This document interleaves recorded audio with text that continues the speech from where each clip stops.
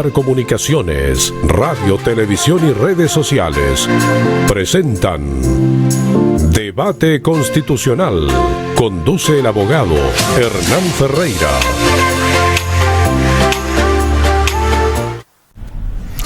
Hola, muy buenas tardes. Bienvenidos a este nuevo programa que se emitirá por Polar Comunicaciones en todas sus plataformas, denominado Debate Constitucional. La idea de este programa, una vez a la semana, será precisamente, como el nombre lo dice, hablar, conversar, debatir sobre la Constitución, sobre el proyecto constitucional, el proyecto de otra Constitución que se está haciendo hoy día en Chile y que ustedes todos saben, partió de un proceso bastante complejo.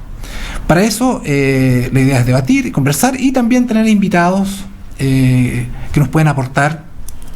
En este caso, tenemos a una convencional constitucional, sabe lo que está sucediendo, está dentro de todo esto. Ella, y le damos la gracia igual, Poliana Rivera Vigas. Ella es periodista, comunicadora social, ella es convencional constitucional por el Distrito 1 de Arica, independiente, y nos va a contar algunas cosas, le vamos a hacer algunas preguntas, nos va a contar harto de lo que está sucediendo, así que damos la bienvenida a Poliana, que entiendo que está por ahí.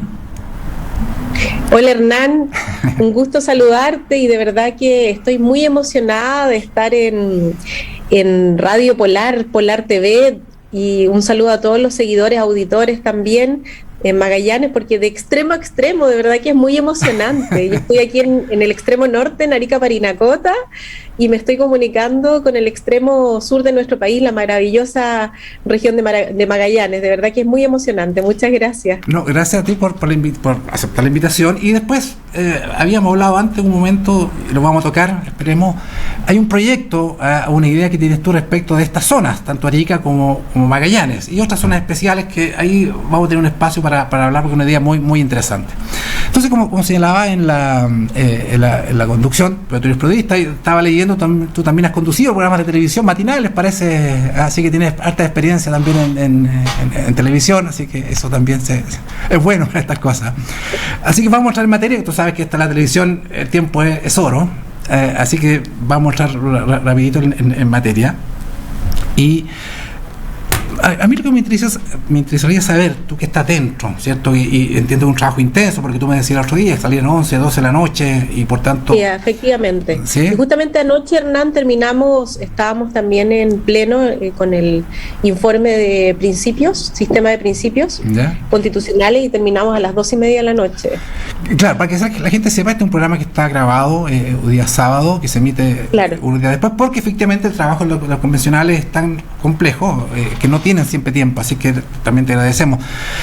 ¿Me podías dar una visión panorámica de la Convención Constitucional, el funcionamiento, la relación entre ustedes, a veces porque ven peleas y efectivamente uno ve los debates intensos, el rol y el poder de cada grupo político, porque ahí hay grupos políticos que pareciera que se hablan, no se hablan, se dice que falta diálogo, mucha gente dice que observa esto y dice falta diálogo. ¿Cómo podrías tú darme una panorámica de la Convención Constitucional? Bueno, efectivamente hay muchos sectores políticos, muchos colores políticos y diversidad, pero también tenemos minorías políticas, en este caso mi sector, que somos Vamos por Chile, somos de los 155 convencionales, somos 37 solamente, así que nos hemos transformado en una minoría política, un sector político que en realidad hemos tenido poca representatividad, poco quórum a la hora de votación, que es relevante. Pero bueno, eso lo vamos a ir conversando a medida del programa. Y efectivamente, diálogo existe el diálogo, pero no llegan los acuerdos, no hay mayores acuerdos, por lo menos con nosotros. Grandes acuerdos no se ha plasmado aún en la convención, y eso que llevamos ya prácticamente 9 meses de trabajo. Se habla de grandes acuerdos, se habla de acuerdos en la convención. Nosotros siempre, desde el primer día, hemos estado abiertos al diálogo, abiertos a los acuerdos, pero no nos aprueban ninguna de nuestras propuestas. Esa es la realidad. Ninguna de nuestras normas. ¿Ya? No pasan de la comisión, o sea, no llegan al pleno y en la comisión tampoco se aprueban. Y nadie puede venir a decir que todo lo que nosotros hemos presentado es malo, porque si lo revisan se van a dar cuenta que hay iniciativas de norma muy buenas de parte de nuestro sector y que han sido rechazadas totalmente. Entonces, el diálogo existe porque siempre se ha mantenido un diálogo dentro de la convención. Tú ves los diferentes sectores políticos, movimientos sociales, conversamos en el break, en el café, reuniones.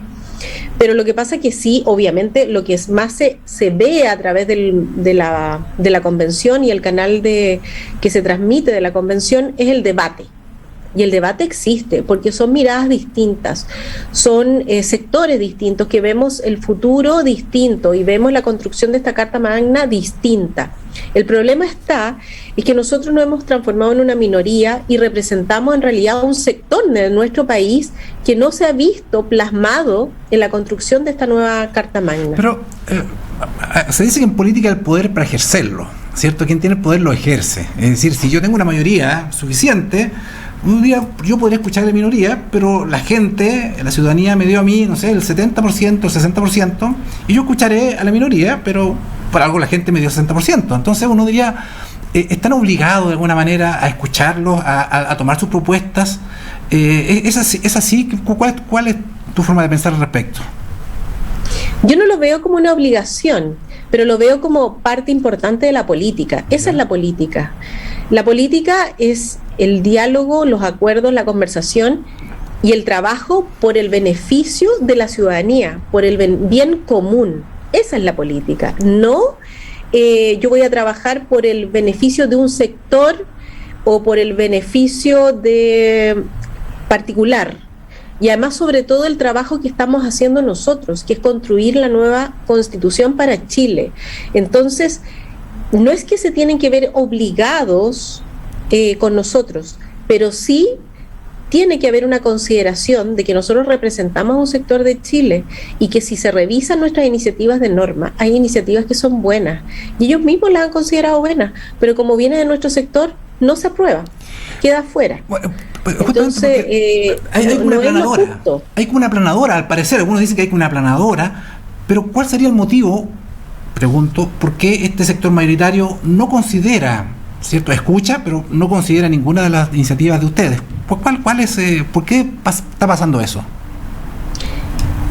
Primero porque el sector que representamos nosotros, que es la derecha, ¿Ya? Yo soy independiente, sí. Vamos por Chile, independiente derecha, pero por lo menos yo estoy en este sector porque yo estoy defendiendo valores que son importantes para las personas que votaron por mí, las personas que creen en mí y creen en mi trabajo. Uno de ellos es el derecho a la vida del que está por nacer.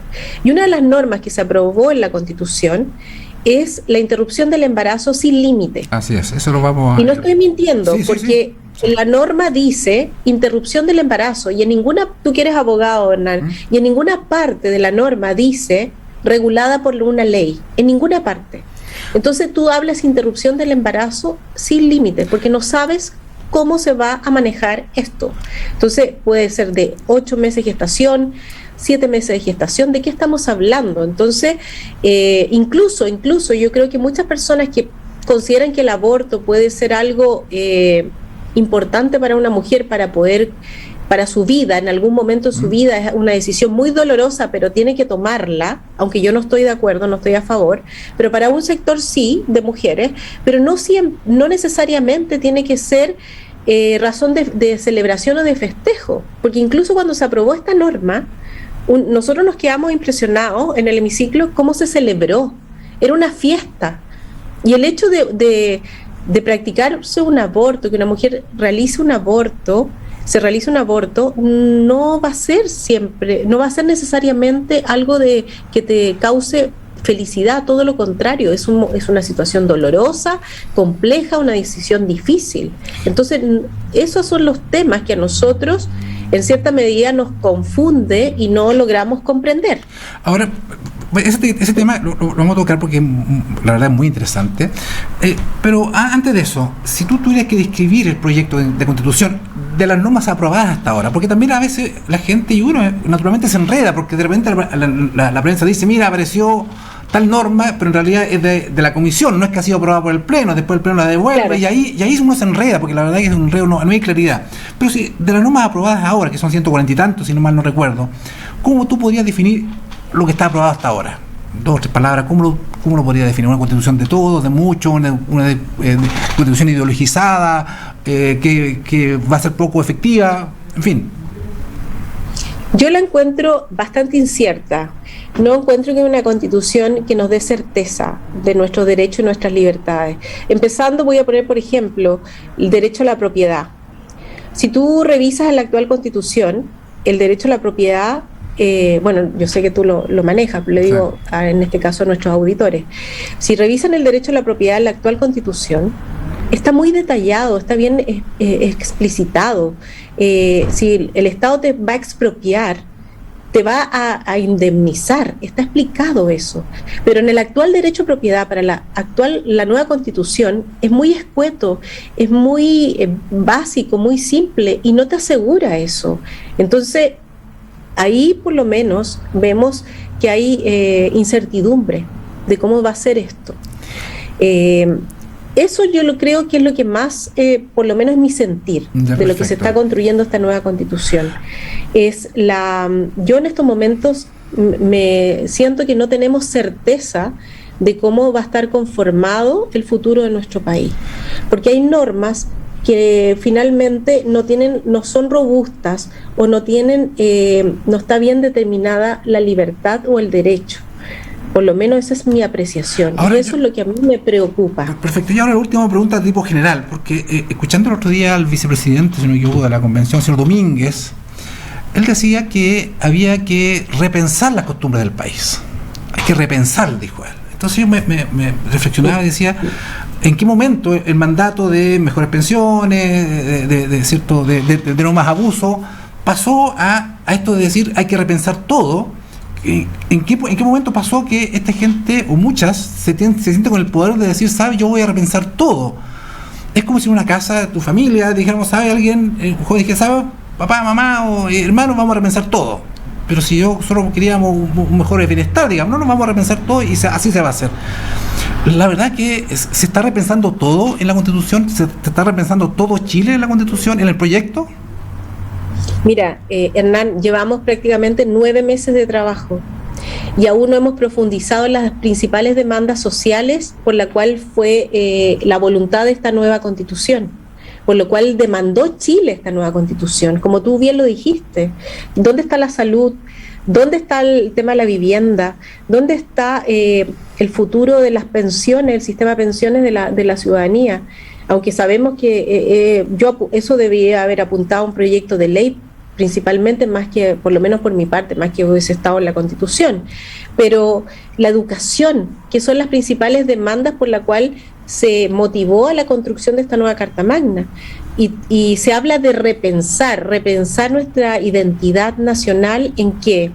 En transformar nuestra historia institucional, nuestro sistema de justicia, cómo está conformado los poderes del Estado chileno, hacer un cambio drástico, terminando con lo que es el Poder Judicial y transformándolo en un sistema judicial pluralista, donde vemos distintos sistemas de justicia, claro, para cada una de las etnias, además de un sistema de justicia nacional. ¿Cómo va a funcionar eso? ¿Conocemos algún libro de derecho indígena para poder construir un sistema de justicia para los mapuches, para los aymara, para los quechua? ¿Cómo se va a regular esto? ¿Cómo va a funcionar? Yo creo que este sistema de justicia finalmente nos va a llevar a conflictos y a división en nuestro país. Y no es lo que se llamó a construir. Entonces, además, considerando que se ha apuntado a crear un grupo privilegiado dentro de la Constitución, que son las etnias, los pueblos originarios, y nos hemos olvidado de lo más importante que tiene que tener una Constitución, que es la igualdad de derechos, la igualdad ante la ley, y eso ya lo estamos perdiendo, no está quedando plasmado en este nuevo documento. Claro. Ahora, respecto de estaba leyendo algunas normas de la forma del Estado, y habla de entidades territoriales, ¿cierto? Ya habla de regiones, pero también de regiones autónomas, comunas autónomas, todo es autónomo, las comunas, las regiones, en fin, autonomías territoriales indígenas, territorios especiales, es decir, todo es autonomía. Autonomía significa autonormarse, es decir, que cada región, cada espacio se normará. Y aquí, porque esta norma que está aprobada, digamos, me llamó la atención que dice que la creación, modificación, delimitación y supresión de las entidades territoriales tiene que considerar criterios objetivos de antecedentes históricos, geográficos, sociales, culturales, ecosistemas y económicos, garantizar la participación popular, democrática y vinculante de sus habitantes. O sea, tiene que tener como 8 requisitos para tratar de crear una región, y además tiene que ser vinculante. Es decir, si la ciudadanía de una región dice yo quiero ser autónomo, si la Constitución o el proyecto de Constitución dice que es vinculante, en una región que podrá, no sé, el 60% decir yo quiero ser autónomo, entonces tendrá que ser autónomo, porque eso es lo que dice ahí. O sea, aquí hay una desmembración, se está desmembrando de alguna manera, o está el germen de desmembrarse Chile, y con este afán de regionalizar, porque tú estás en Arica, estoy acá, uno quiere como región, ¿cierto?, tener cierto nivel, efectivamente, de autonomía, cierto nivel de que no sea todo tan centralista, pero pareciera que esto se pasaron, como se dice, como 3 pueblos, porque es como mucho. No sé qué piensas tú. Bueno, efectivamente, Hernán, nos hemos ido a los extremos en el resultado de esta nueva Carta Magna, porque sí, yo estoy en la Comisión de Forma Estado, Autonomía, Descentralización. Por algo estoy en esta comisión, porque yo soy de la región de Arica-Parinacota, una zona extrema, donde una región bifronteriza, que tenemos 2 tratados internacionales con Perú y Bolivia, entonces muchos antecedentes que nos han motivado a llamar la atención del Estado para poder cumplir con todas las necesidades, poder salvar, en este caso, todas las necesidades que demanda una región extrema como la nuestra, y como también lo es Magallanes. Entonces, eso es lo que debería haber apuntado finalmente esta descentralización. Pero nos fuimos al extremo de ¿qué? De cambiar el sistema de regiones de nuestro país y transformando en regiones totalmente autónomas. Por ejemplo, regiones donde son vulnerables, donde regiones no tienen los recursos económicos ni el desarrollo para poder sustentarse. ¿Cómo se van a salir adelante si van a tener que sustentarse por sí solas, decirlo de manera más coloquial, rascarse con sus propias uñas? Y además se habla de legislación, de legislar, de que estas regiones autónomas van a poder intervenir en la normativa, legislar, o sea, crear leyes para sus regiones, pero leyes de manera autónoma, sin consultar al nivel central, sin saber si yo estoy creando una ley que pueda afectar a la región vecina, sin considerar eso. Lo que yo veo es que esto nos está apuntando a un futuro conflicto y división en nuestro país. Además, no nos podemos olvidar que se aprobó un Estado plurinacional, y la gente se pregunta, ¿qué es plurinacional? ¿Qué puede ser eso? ¿De qué manera nos podría afectar? ¿Es bueno o malo? Un Estado plurinacional son una cantidad de naciones, muchas naciones. En este caso, reconocemos un Estado plurinacional en Bolivia. Bolivia se transformó en un Estado plurinacional porque en Bolivia más del 62% del país está conformado por etnias, por pueblos indígenas con lengua de uso habitual. Claro. O sea, pueblos realmente indígenas, con una cantidad considerable dentro de la población. Pero aquí en Chile, para ser un Estado plurinacional, se debería haber considerado lo mismo. Acá somos el 12% de nuestro país se reconoce como pueblo indígena, como pueblo originario se reconoce el 12%. ¿Y qué pasa con el 88% de los chilenos? Entonces, la Carta Magna, esta Carta Fundamental y esta nueva Constitución se está construyendo para un sector de Chile, para este 12%, para este Estado plurinacional de naciones indígenas, y transformando las regiones en autónomas, donde finalmente el Estado incluso no va a tener mayor potestad sobre estas regiones. ¿Cómo se va a manejar eso? Además, comunas, regiones donde van a haber empresas públicas. Y ahí seguimos engrandeciendo al Estado, seguimos haciendo más gastos públicos.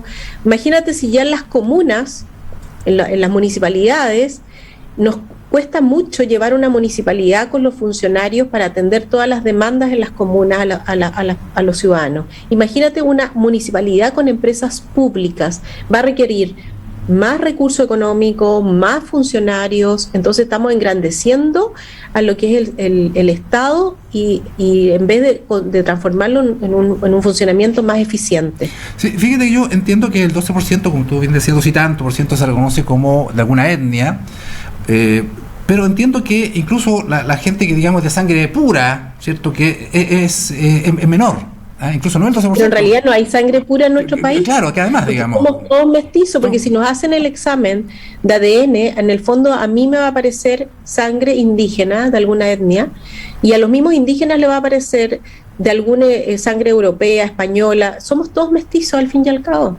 No hay nadie puro en nuestro país. Claro que a diferencia de países como Bolivia, Ecuador, incluso parte de Perú, que efectivamente hay comunidades enteras, ¿cierto?, que se casan entre ellos, en fin, y son más puros, digamos. En Chile no existe casi eso. De hecho, como tú bien dices, pareciera que no hay nadie, porque todos tenemos unas gotitas de sangre europea o de sangre indígena, en fin. Así es que es complicado. Ahora, respecto de lo que señalabas, que estas asambleas regionales, eso está aprobado, el sentido, la pregunta, ¿está aprobado la capacidad que tengan de hacer leyes regionales? Sí, en alguna de las atribuciones se habla de normas, pero sabemos que una norma puede ir desde una ley hasta una constitución. Se habla de legislar, porque inicialmente se llamaban asambleas legislativas. Claro que era peor todavía. Fueron al Pleno y se rechazó. Ya. Volvió a la Comisión de Forma Estado y se le cambió a asambleas regionales. Entonces, pero igual con algunas atribuciones legislativas, normativas. Entonces, en el fondo estamos viendo que sí, las regiones van a poder legislar de manera autónoma. Y por tanto, es casi un país federal, porque aunque no lo digan, porque efectivamente los estados federales, ¿cierto?, hay parlamentos regionales que tienen leyes regionales, incluso más en ámbito del derecho, temas penales, por ejemplo, a veces en Estados Unidos, lo que es delito en un estado, en otro estado no es delito. O las penas son distintas. Pareciera que aquí podría pasar algo distinto, o sea, algo parecido a esto. Sí, en el fondo hay un Estado federal disfrazado. Estamos viendo un Estado federal disfrazado. Pero la historia de nuestro país es muy distinta a la historia de Estados Unidos. En Estados Unidos efectivamente eran diferentes naciones, que finalmente se conforman en un Estado federal. Pero nosotros, nuestra historia es totalmente distinta. Entonces, no vamos a funcionar de la misma forma, no tenemos los mismos recursos. Entonces, finalmente, este Estado federal disfrazado nos puede llevar a una problemática como país, nos puede traer conflicto y división entre las regiones. Entonces, finalmente, yo lo veo de verdad como muy incierto de cómo va a funcionar esto o cómo funcionaría este estado plurinacional regional a nivel país. La gente que la mayoría que está haciendo esta constitución, que yo la llamo otra constitución, yo no la llamo nueva porque no sabemos, es otra constitución, es distinta a la actual, es otra, yo nunca la llamo nueva, porque además la palabra nueva tiene una carga como positiva, que mira qué rico que es nuevo. Yo la llamo, en todo lo que escribo, en todo los programas que he hecho, la llamo otra constitución. Y tenemos que el día de mañana comparar lo que tenemos y esta otra constitución, ¿ya? Y estas personas siempre han dicho que han abominado del principio de subsidiariedad. Pareciera que es lo peor que ha pasado Chile, y sin embargo uno ve las normas. Aquí hay subsidiariedad, porque lo que no puede hacer una región lo hará el Estado, lo que no puede hacer una comuna lo hace la región. Es decir, el principio de subsidiariedad se aplica, pero con todo en el ámbito estatal. Ellos siempre dijeron, aquí la subsidiariedad no puede existir, ha sido lo peor. Y sin embargo, tú lees las normas y consagran totalmente el principio de subsidiariedad en el Estado. Es como contradictorio. Sí, pero hay que tomar en consideración que volvió a la comisión el principio solidario también. Puede ser que se pueda retomar en alguna parte. Porque efectivamente el principio de subsidiariedad nos permite a nosotros poder desarrollarnos de manera autónoma, pero a la vez recibir el apoyo del Estado.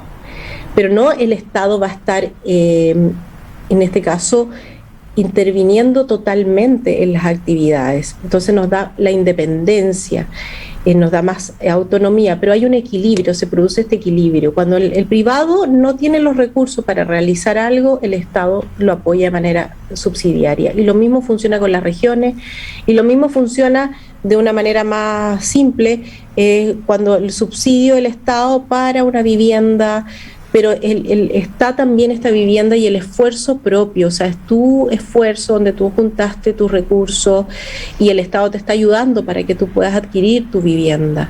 Pero si todo apunta a que el Estado nos regale o nos entregue todo de manera solidaria, primero, los recursos en Chile no están. Segundo, ¿dónde está el esfuerzo de cada persona y el aprecio por lo propio y por la propiedad? Y ahí también nos vamos como poniendo en riesgo la propiedad privada.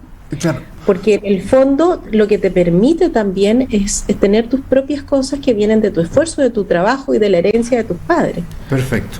Mira, vamos a hacer una pequeña pausa. Tú sabes que en cada programa los auspiciadores son los que permiten hacer estas cosas, así que vamos a hacer una pausa. Estamos hablando con Poliana Rivera, convencional constitucional del Distrito 1, Arica y Parinacota, así que estamos en conexión de Arica Magallanes, como alguien podría decir.